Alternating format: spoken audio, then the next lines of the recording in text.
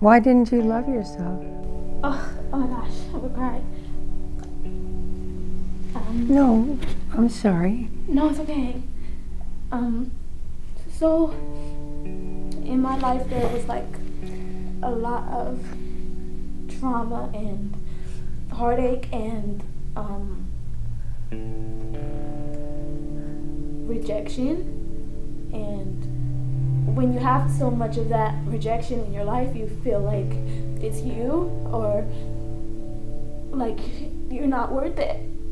And so when I came to the program, I fought her really hard and she broke down that wall and showed me literally my worth and how to love myself. And so if there's a girl out there dealing with the same kind of thing, this might be the place for you to be surrounded by love, to have someone there to hold your hand and remind you how great you are and how powerful you are and how you can do anything.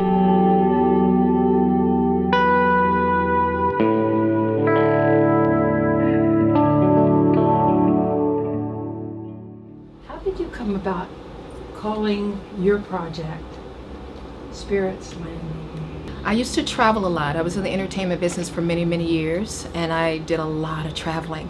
So I was on airplanes a lot. And one particular time, I was on a trip home back to LA, and we had to kind of circle around, you know what that's like, for a while before we could land. And I just remember noticing the air traffic controllers, and I thought, aha, that's what I've been feeling, that's what I've been seeing. Young women kind of just hovering about, circling about spiritually, and they're needing an air traffic controller or someone to kind of just help them land. So guide them in. You picture yourself as that air traffic controller? I do. Helping young women land I safely? do.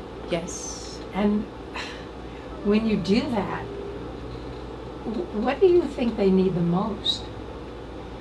What I find is common, no matter what socioeconomic background, no matter what ethnicity, is a lack of self-esteem.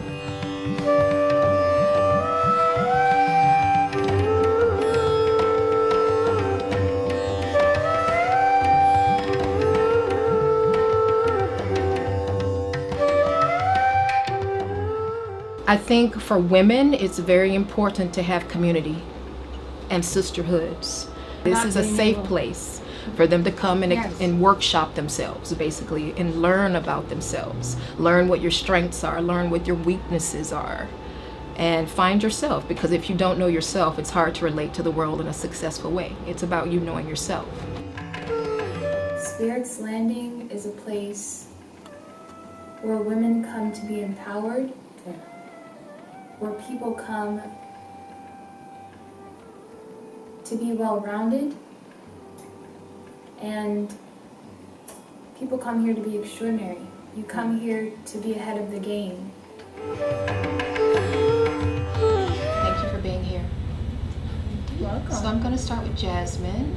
And we're going to go through our series of questions that we normally do. So first, how are you feeling today on a scale of 1 to 10 mentally? Mentally, I would say a 9. How's your spirit today? It's marvelous that these young women have mentors and have someone like you to mentor them. But I'm wondering, who are your mentors? My mother is a mentor to me. We've really changed our relationship from friend to mentor more. I have a wonderful mentor who is a male who's in finance, Mr. Samad. He's fantastic. He runs about 25 nonprofits of his own. And then honestly, my students mentor me. I don't know if they realize it. So Ann, Yes. how are you feeling today mentally on a scale of 1 to 10, 10 being best? Oh, I think I'm a 10. Yeah. How's your spirit today? 10. Emotions. Well, it's up there, I guess. Emotionally, 9. Okay. How do you feel physically in your body? Almost 7. Still good though. Still good, still good. Our tagline here is a journey to womanhood. It's a journey. And just like we all make small changes in our life on a daily basis, when you have a small change, then it's success to me. If you wake up every day and you have a purpose and a goal, which we do have, every young lady here has to have a mission statement for herself as to what she's trying to do and what she's trying to become and what she's trying to do with her life. We also have young women create life plans, sort of like you would create a business plan, but you do one for your life. We're not taught to do that. So in that, to even have that kind of a focus is a level of success.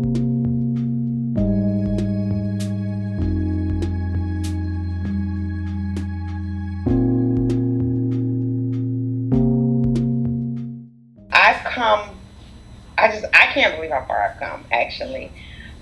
When I met Miss Mays, I had, how can we put this nicely? I had anger issues. I had relationship issues. I had extreme difficulties with communication. And I was just at a pivotal point in my life where I was struggling to make a transition from moving from Detroit, Michigan to Los Angeles, from moving from being single to a relationship. I had a foster child that I took in. So I had several different roles that I was trying to get acclimated to. And it was somewhat of a struggle, just in general, because certain things hadn't been modeled for me in my life. I have students that have come into my stead. For instance, one of them is a Skype student, because I also do that as well. I have students all over the world. One in particular, she called because she had a lot of desire to change Louisiana, because there were a lot of problems going on pre-Katrina, and she wanted to start her own nonprofit organization. So she called and she was looking around and searching, and she found Spirit's Landing. And she called and we had an instant connection. And her journey with me has been since then, and she literally has started her own nonprofit. I helped walk her through her own business, starting her own business, and it is incredibly successful. And she's fantastic. So she's a success story. And you were fantastic. If you mentored her and she did that, cheers. Thank you. This is Ann. She's going to be asking you questions and interviewing you. And this is Bridget Henry, and she's in Chicago. Hi, Bridget. Hi, Ann. How did you meet Miss Mays? I met Miss Mays through a close friend, Brandy. Oh. Yeah. So, and actually, I think at that time, one of the things that I still struggle with, I'm doing better at, but was just not really pushing or challenging myself and not really living up to, not living according to my strengths and what it is that I wanted to do or be. So, at that time I was in the classroom, I was teaching, and I loved my job. I loved the students, but I was feeling a little bit stagnant, like I wanted to do more, and there was more, that I could give, but wasn't quite sure how to get outside of myself and my comfort zone to try to pursue that. And she helped you And with then I that? worked. Yes, she's still helping me with that. Do you, what sort of obstacles were in your way? I think the obstacle that's in most people's way, but for me. She really helped me blossom into who I want to be and who I desire to be. And I know now that it's a lifelong process. That's why I want to continue to grow and stay in session. Technology, television, it's all thrown at you. You turn on the television and you see everything you described, North Korea, shootings, all sorts of catastrophes, with things that you see, with Twitter, with Facebook, with so much Well, I that's think that's happening when around you. self-control comes in again, and knowing yourself again. Just because it's shiny and it's out there doesn't mean you go take it and do it and use it and watch it. And you don't have to. And I think we don't even remember that I don't have to watch Facebook all day. I'm more aware on when I'm using my phone too much. When I feel compelled to hold it and to scroll and okay, put it down. So they're gaining a little bit of awareness when, to I used use to, it? yeah, I used to be that way too. I think that was because I used to suffer from a lot of anxiety for a lot of different reasons. And now once I became a part of the program with Miss Mays, I've learned ways to channel that anxiety, because I think a lot of times people are on their phones because they have a certain sense of anxiety, and we need a distraction all the time from whatever we're feeling or doing or thinking. So I think that the phone is a good way, like if you're at work, it's like, oh, I don't feel like doing this work. Oh, let me check Facebook. Let me see what they're doing. Or if you're at home and maybe you're feeling lonely or whatever it is, oh, let me see what everybody else is doing. I think that comes from a certain level of being discontent with just being able to just sit still. How many of you walk around with your phone all the time, looking at your phone? I used to. But you I don't. did. I actually used to wake up and look at my phone every morning, and I was just like, why am I doing this? Why would I want to start my day off of looking at my phone?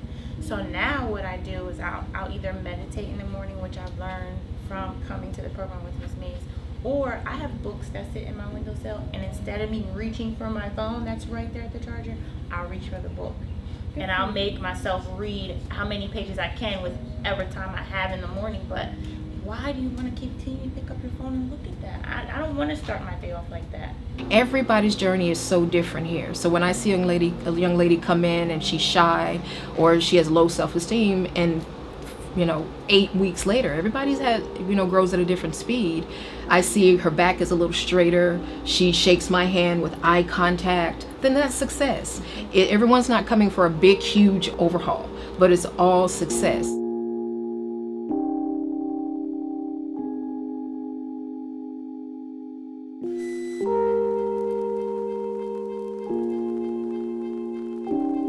What I've gotten out of the program was it helped me learn to love myself again. I feel like Why didn't you love yourself? oh my gosh, I would cry. No, I'm sorry. No, it's okay. So in my life there was like a lot of trauma and heartache and rejection. I was the very first student of Spirit's Landing, and she had all of the time and the energy to just pour into me, and she gave me her whole heart.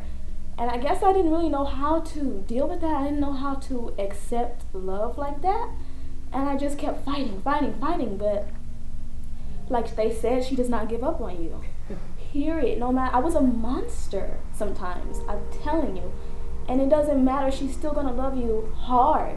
And she broke down that wall and showed me literally my worth and how to love myself. And so if there's a girl out there dealing with the same kind of thing, this might be the place for you to be surrounded by love, to have someone there to hold your hand and remind you how great you are and how powerful you are and how you can do anything. And we all need that sometimes. We all need that boost, someone to uplift us, someone to make us feel strong and give us that energy to go out into this world and be our very best. And that's what I got out of the program. So I would really encourage other young women, older women, I don't care, men, whoever, come to Spirit's Landing and you will get that. I understand that every action I choose has a consequence, that what I am thinking and doing today, day by day, is shaping my future. No one can save me, no one can live my life for me. I shall begin now to build the life that I dream of from within by making this commitment to myself. I do not look outside of myself for a leader, I am the leader. Success lies within myself and in my own brain. I love and believe in myself now, just as I am. There's not one approach to get to a place necessarily. It doesn't mean we shouldn't study those things that have come before us that work. But that doesn't mean, again, we're all here for a purpose, that we don't have our own way. So you believed and you did it anyway, no matter what they said. I think that's how many things have been done in this world, right? The greatest things have happened because somebody, I'm sure, You lots of really people, believed in yeah, it. somebody said no, or you're crazy, or that won't work, and the people ignored them and said, yes, it will. Yeah, they always say no. It's so easy to say Right. no. It's hard to say yes. And it's a test to who you are to hear a no and go, no, I believe in myself. You know, it's easy, of course, it's easier if everybody just gives you a yes. Exactly. But you don't grow from that. You grow from the no's. I guess if you practice quitting, you always quit. You always Somebody quit. said that. But if you practice winning, you may falter. You may not get there, but if you pick yourself up and you just keep going, Yeah, you can eventually get there. I so strongly believe that. absolutely. It's a mindset. It's a Yes. mindset. Virtue cannot be about convenience.